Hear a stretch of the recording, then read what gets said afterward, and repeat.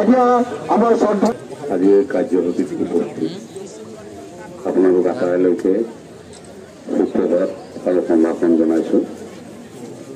সাধাৰণতে মই এনেকুৱা অনুষ্ঠানবোৰত নামাতেও বা মই নাহোঁ, কিন্তু এতিয়া এই কথাবোৰত আগভাগ লোৱা আমাৰ জুবিন গাৰ্গ ডাঙৰীয়া মহাপ্ৰয়াণৰ পিছত খেনুৱে মোকো বিচাৰিছে।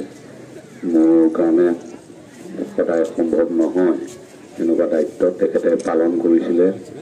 গতিকে গোটেই অসমৰ ৰাইজৰ হৈ বহুত দায়িত্বই পালন কৰিছিলে। গতিকে আজি তেখেতৰ অনুপস্থিতিত তেখেতক সন্মুখত ৰাখিয়েই এই যাত্ৰাটো আৰম্ভ কৰা হৈছে বুলি মই ভাবিছোঁ। যিদৰে দেৱকুমাৰ মিশ্ৰ ডাঙৰীয়া আজি অহা নাই, প্ৰতিনিধি এজন পঠাইছে, মোকো সেই প্ৰতিনিধিজন বুলিয়ে ভাবিব আপোনালোকে। আৰু দ্বিতীয় কথাটো হ'ল যে যি ইলোৰা বিজ্ঞান মঞ্চ, সেইটো যথেষ্ট ডাঙৰ অনুষ্ঠান বুলি মই গম পালোঁ। অসমৰ বহুখিনি বিশিষ্ট ব্যক্তি জড়িত হৈ আছে। বিশিষ্ট শব্দটো আজিকালি যাৰ এটাৰ লগত লগাই দিয়ে, কিন্তু হ'লেও সকলো বিশিষ্টই বিশিষ্ট নহয়। ইয়াৰ লগত বিদ্যায়তনিক দিশৰ বহুত মানুহ জড়িত হৈ আছে। গতিকে এই সমাজখনত উপস্থিত হ'বলৈ পাই মই খুব আনন্দিত। মই নিজেও বিজ্ঞানৰ ছাত্ৰ আছিলোঁ। গতিকে বিজ্ঞান আৰু আধ্যাত্মিকতা দুয়োটাই আমাক লাগিব, কিন্তু আধ্যাত্মিকতাৰ মাজত যিটো অন্ধবিশ্বাস আৰু কুসংস্কাৰ, সেইখিনি আমি আঁতৰ কৰিব লাগিব। সেই কথাটো প্ৰাঞ্জল আৰু পৰিষ্কাৰভাৱে সমাজক বুজাব পাৰিব লাগিব। বিজ্ঞান যিখিনি স্তব্ধ হৈ গৈছে, তাৰ পিছৰ পৰাহে আধ্যাত্মিকতা আৰম্ভ হয়। কিন্তু যিখিনি বিজ্ঞানে ইতিমধ্যে চুচি মাজি আমাৰ সমাজত পৰিষ্কাৰ ৰূপত তুলি ধৰিলে, সেইখিনিত আৰু অন্ধবিশ্বাস ৰখাৰ কোনো কাৰণ আমি দেখা নাপাওঁ। গতিকে বিজ্ঞানৰ যিসকল বিদ্যাৰ্থী বুলিয়ে কওঁ, বিজ্ঞান এতিয়াও শেষ হোৱা নাই। গতিকে আটাইসকল বিদ্যাৰ্থীৰ এইটো সদায় এটা কষ্ট থাকিব লাগে যে অন্ধবিশ্বাসৰ বাবে পৰা যাতে আমি সমাজখনক মুক্ত কৰিব পাৰোঁ। আমাৰ অসমত এতিয়াও ডাইনী হত্যাৰ দৰে ঘটনা ঘটি আছে, বেজ ভেজালিৰ কাম চলি আছে। মাজতে এখন বিৰাট ডাঙৰ ৰণ হৈছিলে নহয়, মঙললৈ কিবা চব বেজ আহি যাব, এইটো ভাবিব নোৱাৰা কথা। গতিকে মানুহক সেইখিনিৰ পৰা মুক্তি দিব লাগিব। আৰু এটা কথা আজি কিছুদিনৰ পৰা আমি প্ৰত্যক্ষ কৰিছোঁ, নজনা মানুহখিনিয়ে বহুত দেৰিকৈ গম পায় আৰু জনা মানুহখিনিয়ে বহুত আগতেই গম পায়। গতিকে আগতে গম পোৱাখিনিয়ে নজনাখিনিক আগেয়ে ক'ব লাগিব। মানুহে আজিকালি কথা ক'বলৈ ভয় কৰা হৈছে, কথা নোকোৱা হৈছে। সেইটোৰ পৰা ওলাব লাগিব। জুবিন গাৰ্গে সেইটো শিকাই থৈ গৈছে আমাক।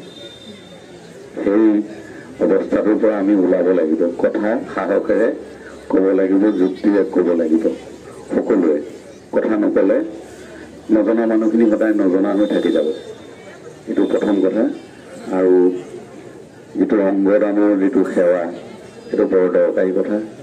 আমাৰ হিন্দু পৰম্পৰা মতে দেহাটোক জ্বলাই দিয়া হয়, আমাৰ ইছলামসকলৰ মতে কবৰ দিয়া হয়।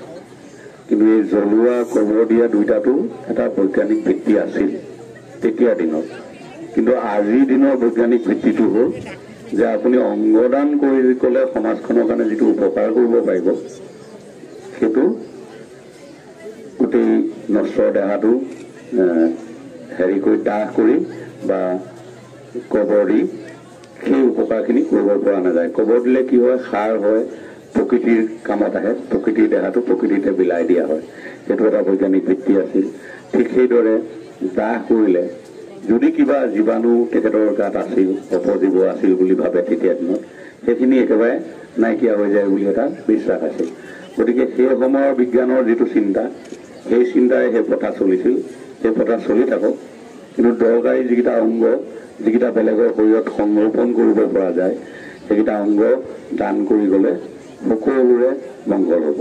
গতিকে মানৱ জাতিৰ কল্যাণৰ কাৰণে বিজ্ঞান সদায় আছিলে, আৰু বিজ্ঞান মনস্ক এখন সমাজ গঢ়াৰ ক্ষেত্ৰত ইলোৰা বিজ্ঞান মঞ্চ অগ্ৰণী ভূমিকা লওক। অসমত আজিকালি এনেকুৱা কি বুলি ক'ম মই বিজ্ঞানিক দিশত আগবঢ়া মানুহৰ একত্ৰিত মঞ্চৰ বৰ অভাৱ। জয় অসম ক'বলৈ ঢেৰ মঞ্চ আছে, কিন্তু আমাৰ মানে কি হয় জ্ঞানীৰ লগটো খুব কম হয়, কাৰণ চব তৰ্কত অৱতীৰ্ণ হয় যে মূৰ্খৰ যোনটো চবতকৈ ডাঙৰ হয়, কাৰণ তেওঁলোকে কোনো প্ৰশ্ন নকৰে। সেইকাৰণে জনা শুনা মানুহৰ সংগঠন বৰ কম। গতিকে যিসকলে সেই সংগঠনটো গঢ়ি তুলিছে তেওঁলোকক মই ধন্যবাদ আৰু কৃতজ্ঞতা জ্ঞাপন কৰি মই আজি অনুষ্ঠানটো শুভ উদ্বোধন কৰিলোঁ বুলি।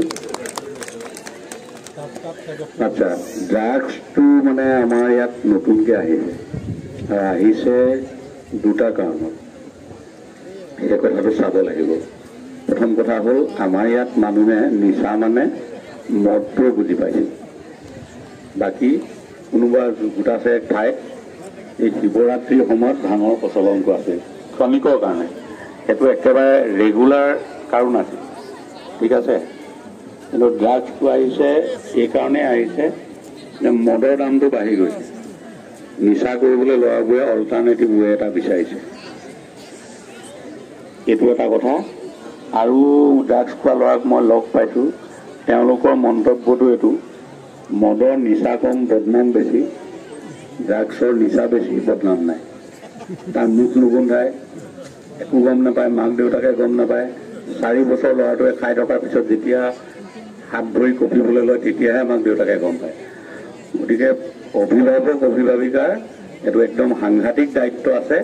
আমি ল'ৰাবোৰক আহ্বান জনাই থাকিলে নহ'ব, তেওঁলোকক পূৰা মনিটৰত ৰাখিব লাগিব।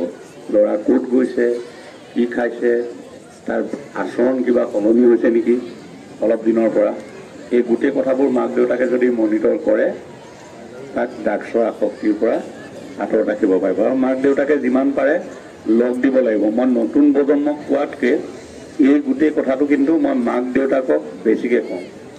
মাক দেউতাকে যদি ল'ৰাৰ দুখ সুখৰ ভাগিদাৰ নহয়, আগৰ মাক দেউতাকৰ নিচিনাকৈ যদি এটা ডিষ্টেঞ্চ মেইনটেইন কৰি থাকে যে মোৰ আগত আৰু নোলাবি, দেউতাক এইফালে সোমাব ল'ৰা সিফালে যায়, ল'ৰা সিফালে সোমাব দেউতাক ইফালে যায়, এই পৰিৱেশেৰে আজিৰ ল'ৰাক কণ্ট্ৰল কৰিব পৰা নাযাব।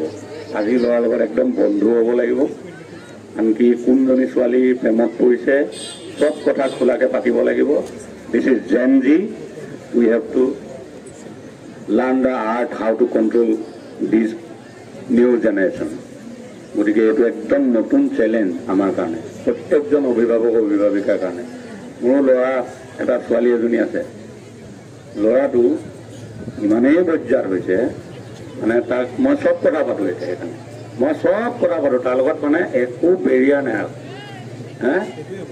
তই কাৰোবাক পচন্দ কৰিছ নেকি? এই নাই কৰা, কি ফাল্টু কথা কৈছ, তই মোক ক না, মোকতো ক'ব পাৰ, মাৰক নালাগে ক'ব, মোক কজা। তেতিয়া নকয়, দেদেবাইতো মাক চব কথা কৈছে, ছোৱালীজনীৰ কথা কওঁ, তই কেলৈ নকওঁ, তইতো মাক ক'ব নহয়, মোকে ক'ব লাগিব। নহয়, এজনীৰ লগত এহেঁতিকেইটাই জোকাই থাকে কৈ দিছে।